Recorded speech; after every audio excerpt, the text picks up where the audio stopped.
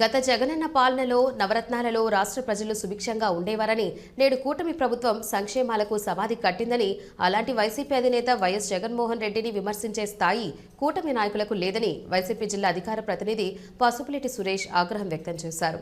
Tirupati press క్లబ్లో ఏర్పాటు చేసిన విలేకరుల సమావేశంలో వైసీపీ నాయకులు గోపాల్ రెడ్డి, అనిల్ రెడ్డి, మల్లం రవికుమార్ రెడ్డిలతో కలిసి మీడియాతో మాట్లాడారు.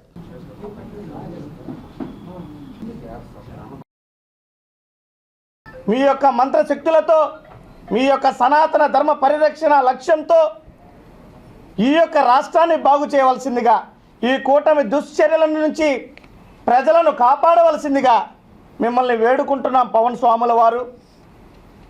మరి ఈ రకంగా రాష్ట్రంలో సూపర్ 6లు అన్నారు, 130 హామీలతో కూటమి మేనిఫెస్టో అన్నారు, ఉద్యోగులకు ఐఆర్ అన్నారు, టీఏలు అన్నారు, అలవెన్సులు అన్నారు. ఉద్యోగులందరూ పొలవమని వచ్చి మీకు ఓట్లు గుద్దారు స్వాముల వారు. మరి ఆ ఉద్యోగులు నడ్డి విరిచి మూలను కూర్చోబెట్టారు.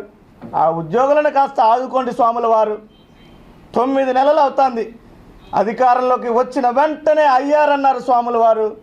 ఐఆర్ లేదయ్యా స్వాముల వారు. ఈరోజు లక్షలాది మంది నవరత్నాల ద్వారా లబ్ధి అందుకుంటుంటే వాళ్ళ నోటి దగ్గర తిండి లాక్కున్నారు స్వాముల వారు. దయచేసి వాళ్ళకి వరాలను ప్రసాదించి ఆ నవరత్నాలు కాకపోయినా సూపర్ 6లన్నా అందే విధంగా ఆ మంత్రాన్ని ఏదో ఉపదేశించండి ఆ చంద్రబాబుల వారికి, పవన్ స్వాముల వారు. ఈ రకంగా రాష్ట్రం అల్లకల్లోలం అవుతుంటే పవన్ స్వాముల వారు ఇంకా అదృశ్య శక్తి మాదిరిగా ఎక్కడ కూడా కనపడకుండా అదృశ్య శక్తితోనే తిరుగుతూ ఉండడం అనేది మాకు చాలా విచారకరం, బాధాకరం. శోకాతప్త హృదయాలతో వేడుకుంటున్నాం, ప్రార్థిస్తున్నాం.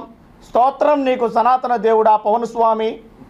దయచేసి ప్రత్యక్షమయ్యి ఈ రాష్ట్ర ప్రజలని కాపాడి పరిపాలన బాగు చేసి సంక్షేమాన్ని అందించి జరుగుతున్నటువంటి దాడులపైన, విధ్వంసకాండలపైన, దమనకాండలపైన నీ యొక్క దివ్య నేత్రాన్ని తెరువు స్వామి పవన్ స్వామి.